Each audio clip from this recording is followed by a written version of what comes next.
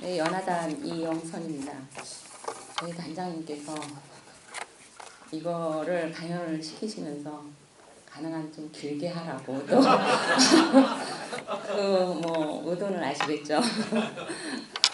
그래서 보통 강연이 10분인데 10분은 넘기지 않을까. 네, 제가 오늘 맡은 것은 3타원 체도화 대호범님에 대해서입니다. 근데 자료를 찾아보니까 3타원님이 대호범이라고도 얘기를 하고 어떤 자료는 또 대봉두라도 얘기가 나왔더라고요. 근데 출간은 안 하신 것 같은데 이제 자료마다 조금씩 이제 차이가 있었던 것 같고 그리고 연도도 음력으로 했다가 또 이게 구술로 전달이 되다 보니까 약간 이제 몇 개월이 안 맞는 경우도 있더라고요. 그래서 저도 읽으면서 이게 좀 복잡해가지고 약간 이제 연도별로 그 좀 작성을 해봤습니다. 그래서 뒤에 계시는 분은 잘 안 보이시겠지만 그냥 뭐 대충 제가 말씀드리면서 진행을 하겠습니다. 아무튼 3대 여걸 중에 한 분이신 건 아시죠? 뭐 1타원, 2타원, 3타원. 최도아님은 1883년에서 54년까지 일생을 사셨고 삶이 제가 읽어보니까 굉장히 드라마틱해요. 영화로 촬영을 해도 되겠다 싶더라고요. 그래서 이제 저희가 원불교가 이제 크게 되면은 이런 것들이 다 이제 앞으로는 뭐 그게 될 거라고 생각을 하는데 사진은 저기에서 보신 것 같고 전북 임실에서 부친 최성명과 모친 진정만호 사이에서 이게 셋째 딸도 됐다가 첫째 딸도 됐다가 여섯째 딸도 되는데 이게 이제 그게 이유가 이 어머니가 셋째 부인이셔요. 그래서 이제 셋째 부인이다 보니까 첫째 딸인가 봐요. 셋째 부인의 첫째 딸 같고요. 아무튼 셋째 딸로 또 기록이 있어서 좀 이게 조금 이제 좀 확실한 것 같아서 셋째 딸로 일단 했고요. 아버지가 이렇게 장사를 하셔가지고 굉장히 부유했는데 7세 때 아버지가 돌아가셨어요. 그러다 보니까 이게 셋째 부인이라 그런지 살림을 제대로 못 받아가지고 그 이유가 굉장히 이제 빈곤한 생활을 하면서 그래도 어머니가 굉장히 이게 유식하신 분이라 어머니가 밤마다 이게 고대 소설을 읽어주셨대요. 그러니까 고대 소설을 그것을 굉장히 최도아님은 듣기를 좋아하셨나 봐요. 그래가지고 9세 때 어머니가 읽어준 그 소대성전 이것을 듣고 자기도 이 소설 같은 주인공 백운도사 만나가지고 도통을 하고 용화해상을 꿈꾼 사람이에요. 어렸을 때부터 이미. 그러니까 그런 것을 그 소설로만 듣던 것을 자기는 이 해상을 그렇게 자기가 만들어서 큰 인물이 되겠다. 이게 어렸을 때부터 이미 생각이 있더라고요. 그래서 이 최도아님이 탄생하게 되신 것 같아요. 그 소대성전을 잠깐 말씀드리면은 이 소대성은 굉장히 이렇게 귀한 집에 태어났는데 주실분만 해가지고 어렵게 생활을 하다가 은인을 만나고 또 스님을 만나서 이 병법과 무술 이런 것들을 다 이제 자기가 어떻게 하다 이제 배웠어요. 그러다가 이제 외국에 침입이 있을 때 나가서 굉장히 잘 싸워가지고 그게 이제 굉장히 많이 인정이 되면서 노국왕이 돼가지고 결국은 선정을 베풀고 큰 나라를 세웠다. 이게 이제 그 소대성의 그 내용이에요. 근데 최도아도 자기가 이제 지금 상황이 되게 어렵게 됐잖아요. 그러니까 자기 상황하고 똑같다고 생각해서 그런 삶을 계속 꿈을 꿨던 것 같아요. 이제 어떻든 이제 그런 생활을 하고 있는데 13세 때 이제 어머니가 너무너무 이제 가정도 어렵고 그러니까 조대진이라는 남편하고 결혼을 시켜요. 근데 이 조대진이라는 사람이 그 집안에 옛날에 잘 살 때 그 집안에 머슴이었어요. 그러니까 입을 하나라도 줄이기 위해서 했는지는 모르겠는데 그 머슴하고 결혼을 시켰는데 그 머슴하고 결혼을 시켰을 때가 이게 1895년 동학혁명이 일어나서 신분제도가 폐지되는 시대. 그러다 보니까 아마 그런 것들하고 맞물려서 하지 않았을까. 그러다가 이제 그 큰 해상을 열겠다고 하는데 빈곤한 살림에 남매를 두고 살림에도 재미를 못 붙이고 그러다 보니까 28세 1910년 연못에 뛰어들게 돼요. 근데 이제 마침 지나가던 비구니 스님 정인도라는 사람이 목숨을 구해줘요. 근데 삼타원의 그 비구니 정인도 스님도 이 삼타원의 그동안 얘기를 잘 들어보니까 아, 부처님 회상에 귀해서 열심히 정진하면 도통할 수 있고 세상을 열 수 있다 이런 얘기를 해요. 그러다 보니까 부처님 회상에 입문해서 도를 닦기로 결심을 하고 그 두목계 승방이라 해서 지금은 서울 성동구에 있는데 미타사에서 출가해서 그 공부를 이제 한 2년간 계속 적공을 하게 돼요. 근데 적공을 해도 진전이 없으니까 다시 미타사를 나오게 돼요. 그러다가 충청도 계룡산 동학사에 또 다시 입산해서 수행을 해봐요. 근데 그 수행을 열심히 해도 그게 또 안 되니까 고향으로 다시 환속을 하게 돼요.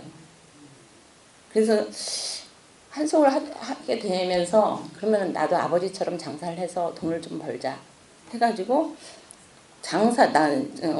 남도에서 장사를 삼타원도 그 전북지방에서 장사를 하면서 비단 장사, 박물 장사 이런 것들을 하기 시작하는데 그 주로 전주 남문시장 호목점에서 비단을 구입해서 보따리상으로 전주, 완주, 진안, 임실, 장수, 남원 이런 일대를 다 돌면서 장사를 해요.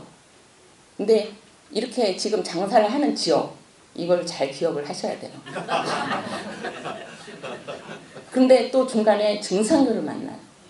그래가지고 증상교에 가서 또 막 수련을 하는데 또 아니야.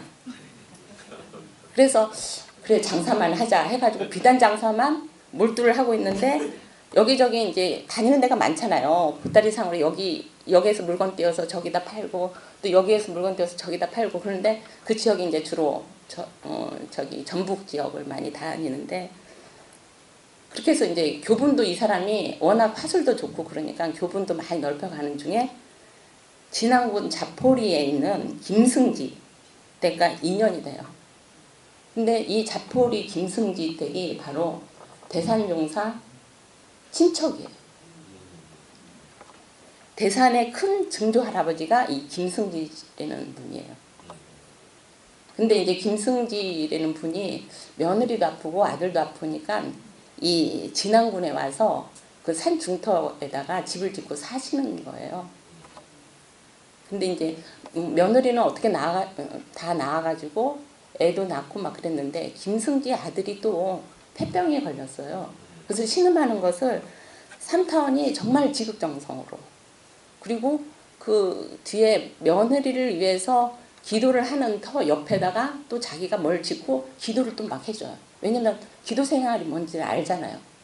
이 삼타원님은. 그리고 막 소문난 한의원집에 가서 막 약도 가다가 막 하고 그러니까 김승지가 너무 감탄을 한 거예요. 그래서 이런 산타원의 정성에 김승지가 논 5마지 하고 그 산전 거기 워낙 이제 집이 부유하니까 산전 관리 책임을 다 맡겨줘요.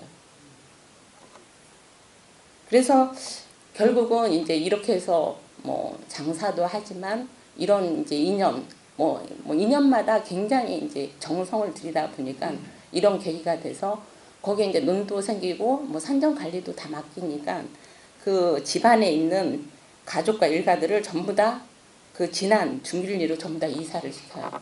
그래가지고 거기에서 정착을 하게 되는데 그러면서도 삼타원님은 정인도 스님이 계속 불법 수행 정진하면은 미륵불도 만나고 용화해상도 건설할 수 있다. 그런 얘기를 계속 하니까 그것을 계속 그렇지 믿음으로 하면서 만덕산 미륵사에 가가지고 자기가 화주 보살을 자처를 하고 그 미륵사 절 살림을 맡게 돼요. 이때가 언제냐면은 그 사이에 우리 대종사님이 대각을 하고 원기 6년 때예요. 그때가. 다음 장으로 넘어가셨나요? 그러면서 이제 여기서 정산종사하고 대종사님을 만나게 되는데 그게 원기 6년, 7년에 다 일어났어요. 그때가 이제 언제냐면은 부안 변산에 복례정사를 짓고 소태산 대종사가 새 회상, 원기 6년이니까 새 회상을 공개를 해야 되는데 이제 교법도 만들고 인재가 많이 필요한데 법연이 별로 없는 거예요. 그러니까 사람을 많이 이제 인재를 모아야 되겠다 싶어가지고 원기 6년에 그때가 이제 1921년이니까 그 삼타원이 이제 이렇게 자살을 시도 연못에 몸을 던진 때가 1910년이에요. 근데 1921년이니까 11년 동안 이거저거 저거 다 하다가 이제 원기 6년에 이제 정산종사를 만나는데 그 삼타원님이 미륵사 화주부사를 하고 계셨잖아요. 근데 그 대종사님이 이제 새 회상을 열어야 되는데 사람은 많이 필요한데 사람이 없으니까 정산종사 보고 법연을 많이 모아야 되겠다. 그러니까 어디든 내 발길 가는 대로 가봐라. 근데 어디를 들리지 말고 그래가지고 간 게 만덕사, 미륵사예요. 근데 거기는 삼타원님 계시잖아요.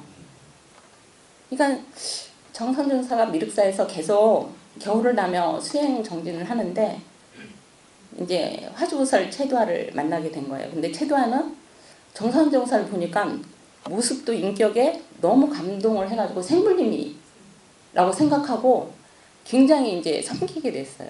근데 이분은 화주부사이잖아요. 그러니까 많이 이제 포교도 하고 뭐 시주도 받고 근데 이제 이것도 워낙 잘하시고 그러니까 우리 미륵사에 생불림이 있다고 막 이제 입소문을 내니까 막 너도 나도 여기 미륵사에 이제 사람들이 찾아오는 거예요.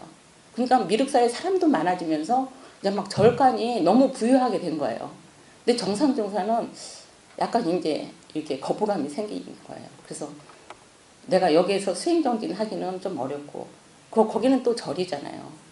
근데 이제 그래서 이제 대종사님한테 연락을 했더니 당장 와라.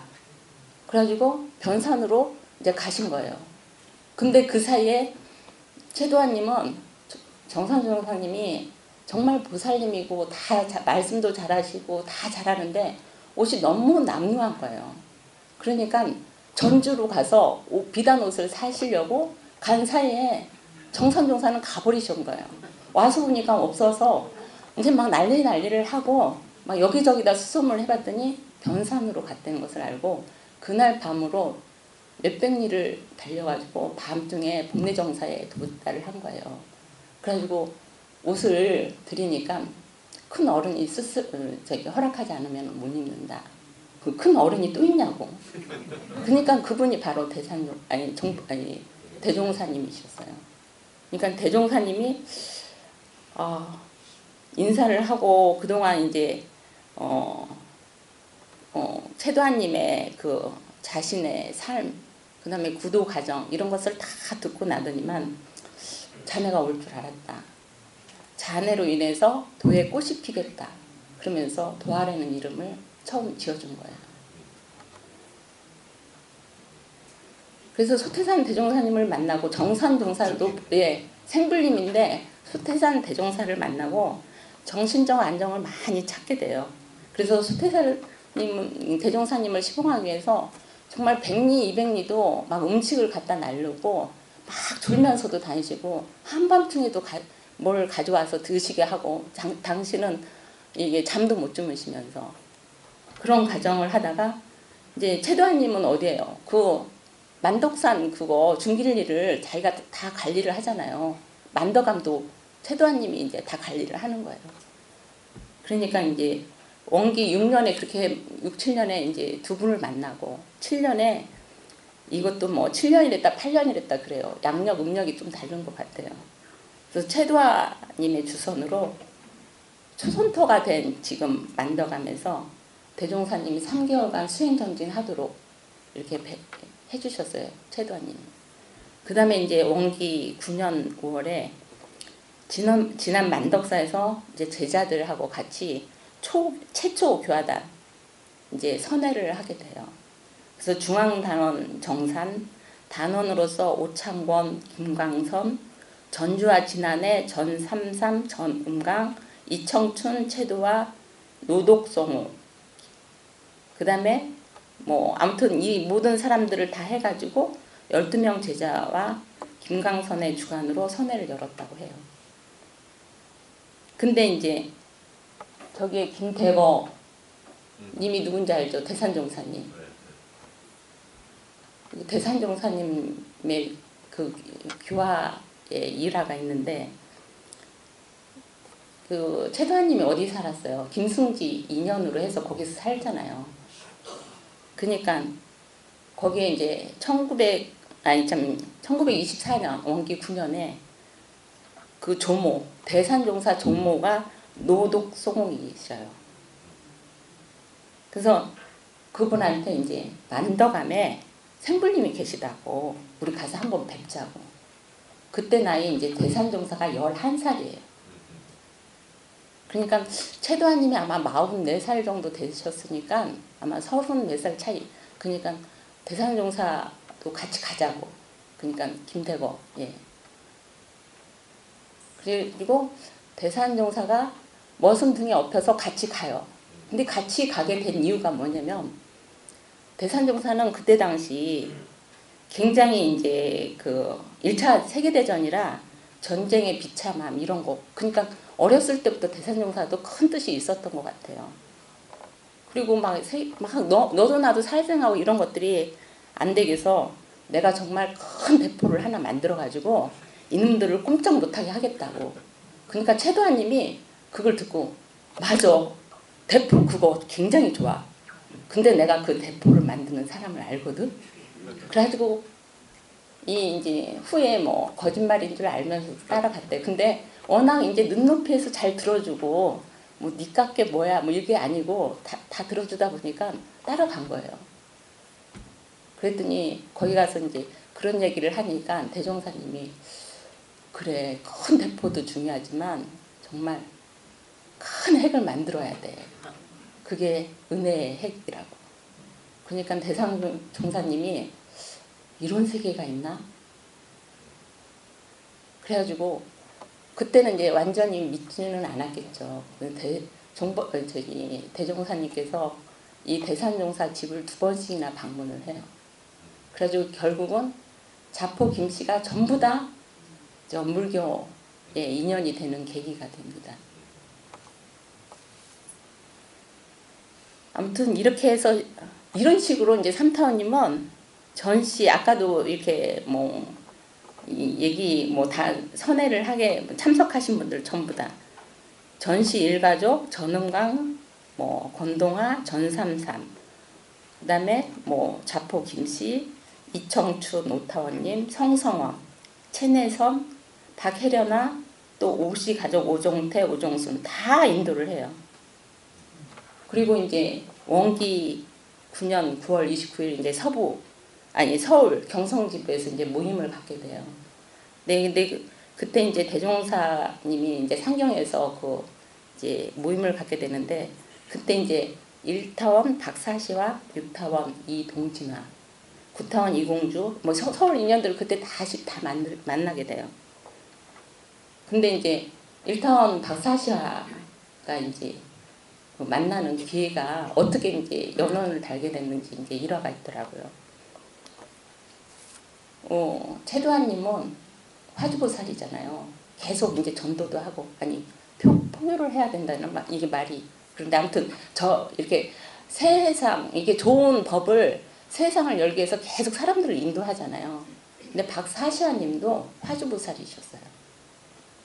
그래서 박사시아님이 원기 8년 9월에 구례 하엄사로 그 불공하러 기차를 타고 가고 있는데 3타원님이 이제 이 행상을 하잖아요.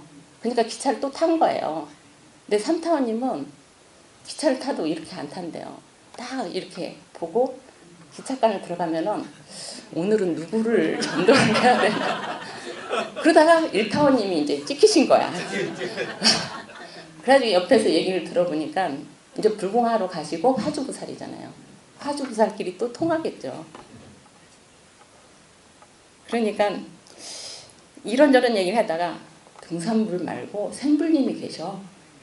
그러니까 그러다가 막 얘기를 하니까 이제 이 하주바스 부사 일타원님이 넘어오신 거야. 그럼 나 그분 좀 만나게 해줘. 그래서 만나게 된 게 이때가 원기 8년이고 원기 9년에 그래서 대종사님을 처음 뵙고 이제 뭐 저희 귀하게 되는 얘기예요. 근데 이제 박사지아님이 일타원님이 엄청 저거 많이 하셨잖아요. 500 몇 명을 또 예, 입교를 시켰잖아요. 그러니까 이 삼타원님이 중요한 임무는 다 했어요. 아무튼 그러면은 2차적으로 또 막 예, 이렇게 다 해가지고 그게 이제 어떻게 숫자는 모르겠는데 아무튼 엄청 중요하신 분들은 다 하고 결국은 이제 이런 박사시아님 계기로 또 아오 박공명성과 이동진아 정장구 제가 다 얼마나 또 유명하신 분인데 다 모르겠더라고요. 여기 이렇게 기록에는 있는데 그래서 이 삼타원님의 인하력, 그 다음에 사교력, 그 다음에 이 행성하면서 경영력 이런 것들이 이미 이제 내재되어 있었던 거예요. 그런데도 되고 구도도 하셨기 때문에 이 세법, 그 다음에 세회상 이런 거에 대해서 굉장히 갈구를 하고 계셨어요. 그러다가 이제 원기 10년에 아들을 출가를 시켜요. 넘어갔나? 네. 그래서 외동 아들 의산 조갑정 이제 이분은 전무 출신을 시켜서 대봉도를 해가지고 익산 총부 건설에 전무 출신 공동체에 들어가서 엿장수와 농업부 일을 하도록 하고 원기 11년에는 삼타원님이 이런 거 보면은 굉장히 이제 지혜가 있으신 것 같아. 자비로 경성 부기학원을 이수시켜서 초기 교단의 회계 경리와 문서 체계를 완전히 세웠어요. 의산 조갑정님이. 그래서 우리 백년사 초기 교단에서 엄불교 근대 제도를 정비하고 시스템을 정비한 세 분이 있는데 그분이 이제 주산 송도송님, 해산 전흥강님, 그다음에 의산 조각정님 이 세 분을 꼽고 있어요. 이렇게 이제 계속 하기는 어렵고 결국 그래서 19년에는 진안 순교 아까 다 보따리 장사 하는데요. 20년 전주 순교, 21년 마령 순교, 31년 자포 주무 등을 역임하고 이렇게 해서 교단 일단에 319명을 입교를 시키고 그 중에 44명이 창립 유공 멤버예요. 결국은 원기 39년 72세 이제 중앙총부협에서 범납 24년 법광 항마위로 열반에 들었고요. 원기 73년 그러니까 30년에 삼타원이라는 법포를 수여받고 그 다음에 열반하시면서 39년에 법광 항마위 그 다음에 돌아가시고 이대말 성업 결산에서 대호법으로 수서가 돼요. 그래서 아무튼 제가 교육자라서 도의 꽃을 피웠고요. 각지의 교당을 설립하고 자신과 같은 처지에 있는 불우한 여성들을 도우며 입교를 시켰고 전국 각지를 돌며 비단을 파는 체도하는 행상순교라고도 하고 여러 가지 이름이 많더라고요. 그래서 경제적인 것뿐만 아니라 새로운 삶을 개척하고 인생 상담자의 역할을 하며 불법을 알리는 교화자가 된 거예요. 만나는 사람마다 삼타원님은 아까 대산종사님도 그랬지만은 그 사람마다 특성을 파가고 거기에 맞는 불공을 하고 교화를 한 거예요. 그래서 그 많은 사람들이 다 입교가 된 것 같아요. 늘 적극적이고 자유롭고 그리고 베풀며 사는 그 삶을 살았고요. 그래서 삼타원님은 불법연구회 이제 창립 총회 이후에도 평의원으로 활동하며 교단 운영에 적극적으로 참여를 했는데 진안 지방의 마령교당, 진안교당, 자포교당, 중길리교당, 전주교당, 임실지방의 관총교당, 금평교당, 남원교당, 장수 산서교당, 서울교당 창설에 직간접적으로 영향을 주었고 교세를 확장하는 데는 전주, 진안, 임실, 남원, 장수, 서울. 특히 이제 자포, 중길리, 진안, 금평의 교화장을 많이 열었고요. 또 임실교당 같은 뭐 이제 사이사이 이제 얘기가 많더라고요. 근데 임실교당 같은 경우에는 처음에 한 10명 이렇게 이제 연원을 달아가지고 했는데 잘 안 돼서 교리 강습회 같은 것을 했더니 히트를 쳤나 봐요. 그래서 이제 임실교당이 그래서 다른 데서는 엄불교에 대해서 얘기를 들으면은 다들 엄불교 그러는데 임실은 기본적으로 엄불교를 많이 알고 있대요. 그러니까 그 인원이 엄청났었던 것 같아요.